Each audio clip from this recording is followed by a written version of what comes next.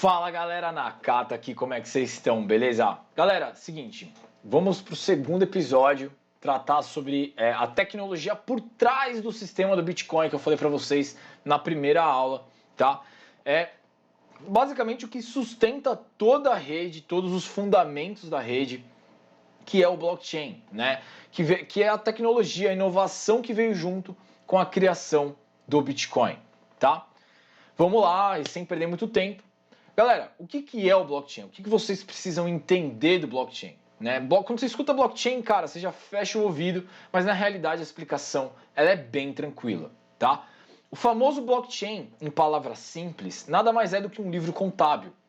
Para você que não sabe o que é um livro contábil, um livro contábil é onde que registra todas as transações relacionadas ao seu negócio, né? O número de registro, tudo. Quem que registrou, qual que é o remetente, destinatário, a data que foi relacionada àquela transação, o quanto que você tem, o quanto que saiu, tudo isso vai dentro de um livro contábil. E não é diferente dentro do blockchain, tá? É o mesmo pensamento, só que com blocos. Cada linha do livro contábil é um bloco no blockchain. Beleza? Dessa forma, né, tendo esse tipo de mentalidade de um livro contábil, o número de registro ele se torna imutável e totalmente confiável. Porque dentro de um livro contábil, o que acontece? Quando você, na realidade, tenta modificar e tenta colocar algum tipo de extra na informação, o livro não fecha, né? As informações não fecham. Então, a tecnologia torna todo o processo de registro imutável. Perfeito?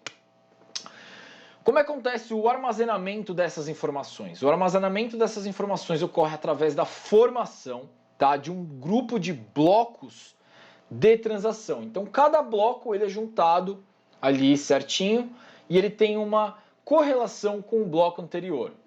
A cada 10 minutos, um bloco ele é adicionado nessa cadeia de blocos, possuindo uma referência ao bloco anterior. Porque cada linha do livro contábil também tem uma referência à linha superior. Então ela nunca vai começar da linha 50.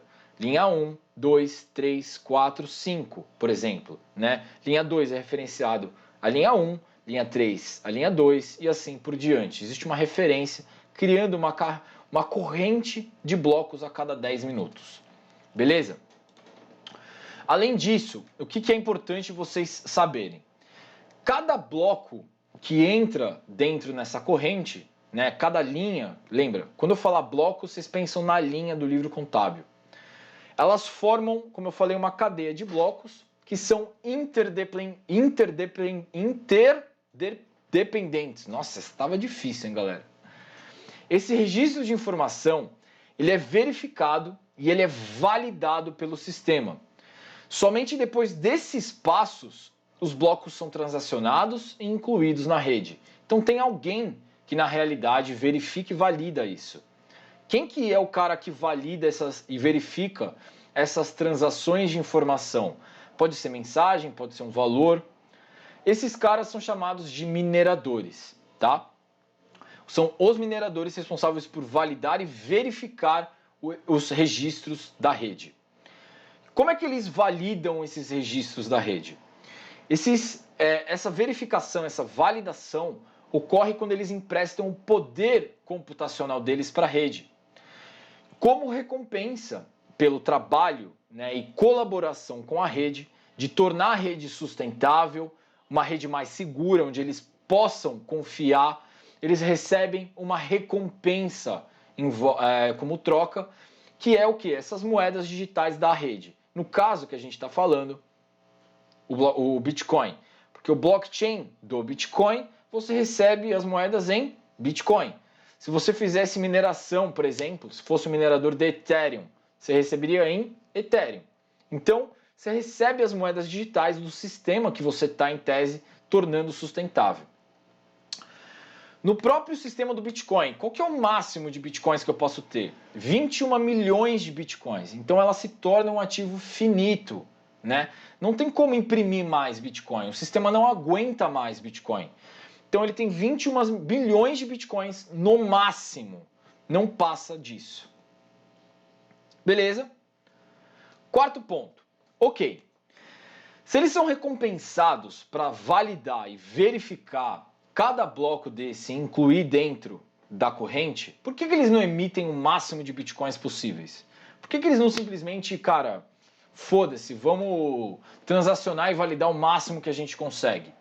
Porque na realidade, galera, na própria rede, como eu falei, para se manter sustentável, existe um negócio chamado prova de trabalho, ou Proof of Work, né, POW, que exige, né, que os mineradores provem para a rede e provem para os outros usuários, que também são mineradores, ou são próprios usuários da rede, que eles resolveram aquele problema matemático que eu falei para vocês, que demora 10 minutos. Esse problema matemático, ele é basicamente um sudoku, né? Então, para quem sabe o que é sudoku, né? Ele é difícil pra caralho de fazer, mas ele é fácil de checar o resultado. Você checa as linhas e você vê se você atingiu o resultado ou não. É que nem um sudoku. Então, ele tem que provar para a rede, ele tem que resolver esse problema matemático, que é uma equação, dentro desses 10 minutos, para ver e validar essas informações que ele acabou de colocar no bloco. E se você quiser dar uma despertão e gastar e dividir esses seus bitcoins em duas transações. Eu, Lucas, tenho uma bitcoin e eu quero transacionar, né? Quero mandar essas bitcoins para você e para a Marina. Se eu mandar uma bitcoin para a Marina e uma bitcoin para você ao mesmo tempo, e eu tenho uma só, você concorda que alguém não vai receber? Porque eu só tenho uma. Quando esse tipo de situação acontece, né? Dentro da cadeia de blocos, ela é dividida em duas.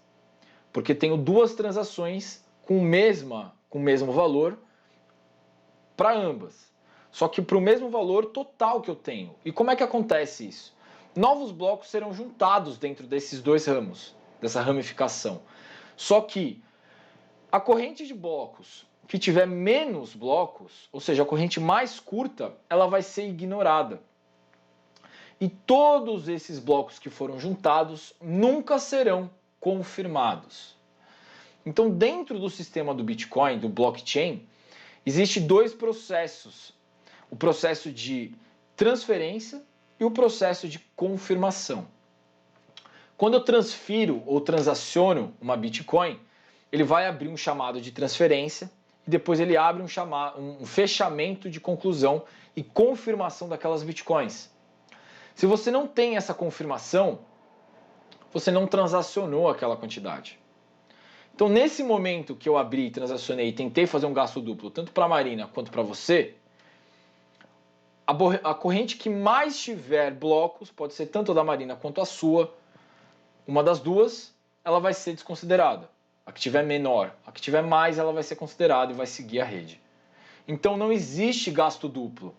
A corrente que tiver menos blocos, ela vai ser desconsiderada. E a sua transação nunca vai ser confirmada. Quais são as regras, então, finais do sistema de blockchain? Então vamos lá, são 4 principais pontos que eu quero que vocês tenham em mente sempre, tá? Além desses outros 5 que eu falei. Bom, a recompensa de Bitcoin, né? Como é que rola essa recompensa do minerador para tornar a rede sustentável? Lembra que eu falei que ele recebe para manter a rede sustentável? A gente iniciou isso com 50 bitcoins lá em 2009 e a cada 210 mil blocos, ou seja, a cada 4 anos, mais ou menos em média, existe o fenômeno chamado halving, que é quando a recompensa dos bitcoins é cortada pela metade e os mineradores recebem metade daquilo que eles recebiam para validar a rede. E como recompensa, ela é cortada, né? A recompensa ela é cortada pela metade. Hoje, a gente está em cerca de 6,25 bitcoins por bloco minerado. Então, para cada bloco, para cada linha escrita dentro do livro contábil, o minerador recebe 6,25 bitcoins, que em média é a cada 10 minutos, tá?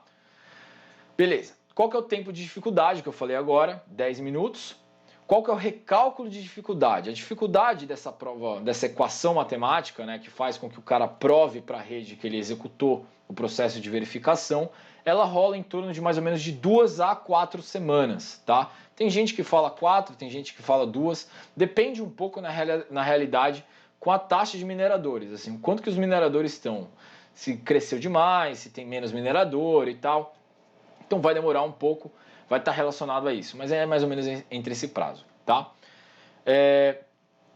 O máximo de bitcoins da rede é 21 milhões e a maturidade da recompensa desses caras. Então, eu, minerador, acabei de ganhar esses 6,25 bitcoin hoje. Quanto que eu vou poder gastar esses bitcoins? Depois de 100 blocos, ou seja, 100 linhas validadas, 100 blocos validados, eu vou poder gastar esses bitcoins e converter ele em renda ou não, tá bom?